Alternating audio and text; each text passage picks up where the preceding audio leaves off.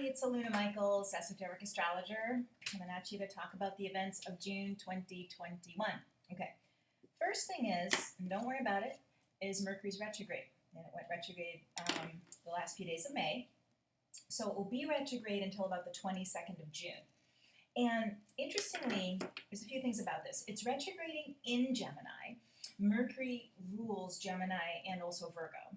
So when Mercury retrogrades in its own sign like that, it's actually really extra great for all of that internal communication.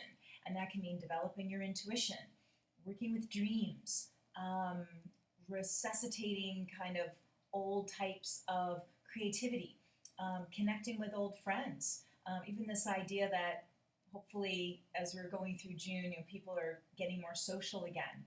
That can be a part of this Mercury retrograde as well. And but it's always about, in general, Mercury retrograde about your inner voice, and what is true for you. So it's especially great that it's retrograding in Gemini. Now also the Sun is in Gemini as well, which is pretty common because Mercury travels close to the Sun. But sometimes it's in a different sign that the Sun sign is in as Mercury's retrograding. But we've got the same. So it's the Sun and Mercury close together throughout the month because of the way Mercury's moving and the Sun is moving.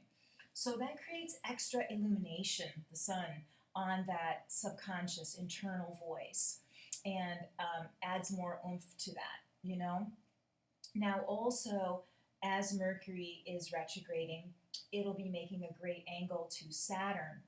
So it's making a trine, for those of you that understand that. So a trine is an easy flow of energy. And Saturn is about clarity, So Saturn is, because Mercury is kind of thoughts that can come and go. But Saturn is things that are really true, that are really about your core, that have legs under it. Saturn wants to make things happen. Not like Mars in the sense of like, get it done. But Saturn is the planning, the manifesting of it, So I'm thinking things that are true about me. I'm making things a priority and planning to have, follow that creativity, follow through on the friendships, really walk my talk that I feel I'm capable of doing internally, this acting on your intuitions that seem really important to you, things like that. So it's a really supportive type Mercury retrograde. Of course, there's always the usual goofy things that happen with Mercury retrograde. If something important's going on, you double check that people got the message and that kind of stuff, no big deal, right? Just a few weeks that it happens. You shouldn't get too worried about Mercury retrograde, as I always try to say. So all that's happening. Now, here's another cool thing. We're in the middle of eclipses, right? So we had a total eclipse, and that was on the 26th of May, and the Sun sign is in Gemini and the Moon in Sagittarius because it was a full moon, right? They're opposite. And then we're going to have a new moon. That was a total eclipse. So then we're having when we have the new moon, when the Sun and the Moon are both in Gemini, that's going to be on the 10th of June, and it's a partial eclipse. It's called a pulse, but it's part of this. Eclipses come in pairs like this. Usually one is stronger than the other when that happens. But when this little eclipse happens, it's going to be at the same degree, basically, when Mercury goes direct. So there's kind of like a linkage there. And eclipses also are about looking into your depths, understanding your intuition, sort of taking risks about new beginnings and new connections and things like that. And there's an innocence to, I feel like with the moon, there's both a wisdom and an innocence. So it's like this purity of your true self, and so it's something that seems so deeply familiar, but it's just really pure and innocent. And so, excuse me, it can be about, again, following your heart in that way and speaking your truth and seeing how many people resonate with you and how you feel so much better being you. So even though the Mercury's retrograde and there's eclipses, it's got this sense of, I think what ideas I'm getting are pretty cool. And I mean, time will tell that they're really solidly viable, but that will come, excuse me, like the end of June and into July and say, yeah, this really can be a path, that I can follow and new career and a new way of being within myself, new relationship, things like that. So, you don't do anything completely radical, but it would feel like right. Do you know what I mean? With the sense of the core self. So that's also good that we have those eclipses. Now, some other things going on. And don't worry about this stuff because I talk about retrogrades. People go, oh no. So Jupiter is going to go retrograde, and so is Neptune. Now, as far as the outer planets, let's say Uranus, Neptune, Pluto, they're definitely retrograde half of the year. So it's not like, oh no, here we go, which no retrograde should be that way anyway. But the time right as it's turning around, like say for Neptune, that week or 2, 3 weeks, it kind of replicates. A Mercury retrograde is 3 weeks, right? So when these outer planets sit still, we call that stationing. So Neptune is stationing retrograde. It's about to go retrograde. So, and then also Jupiter is stationing retrograde. And they're both retrograding within a few days of themselves. So Jupiter would be around the 20th of June, Neptune on the 25th. And Neptune and Jupiter are both have some similarities.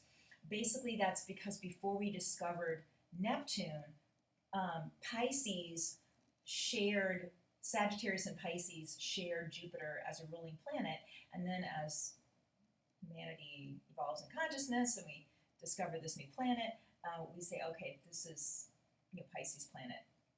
But there's a connection between Neptune and Pisces. They're both about expanded vision, spirituality, generosity. Again, this idea of following your dreams, And Neptune is in Pisces right now. Neptune stays in the sign for 14 years and it has a 200-year orbit. But Jupiter's also popped into Pisces for a few months, and Jupiter has a 12-year orbit. It's going to go back into Aquarius and then actually be in Pisces more next year for the whole year. But we've got this little kind of sneak preview, right? So both Jupiter and Neptune being in Pisces at this sort of pause time. So the pausing is very internal and in a way very Pisces-like, with that internal contemplative kind of thing that the stationing planets are like that. And they're both in Pisces, representing Pisces. So it's really great for getting back to, like, say, your spiritual practices, whether that's meditation or yoga, gratitude lists, working with joy, this idea of life being good and trusting and of course having healthy boundaries and all of that, but kind of being more optimistic and there's a sense of returning to a sense of joy, and gratitude practices are a great way to do that as well, to kind of rewire your brain for it's time to be out there. And some people are having anxiety socially to start connecting again,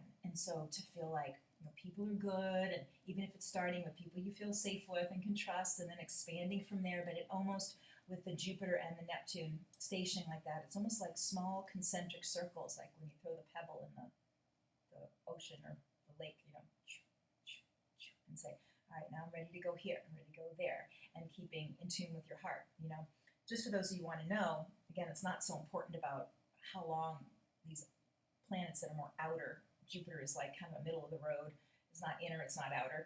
But Jupiter doesn't go direct until October, and Neptune not until December. So again, that's not a big deal them being retrograde so much as this time period of this kind of positive contemplation and planning. And it's also great for creative visualization, we used to call it, or law of attraction, or vision boards, and just what do I want if I could have anything, and how do I feel when I have these things, and dreaming that and feeling it, and sort of, trusting where your heart leads you, all this kind of stuff is what about this month. Now, and to add to that, kind of on a similar level, is Venus is going to be in Cancer for most of the month, and Venus is in a sign for about a month, so just happens that it's kind of encapsulated right there in June.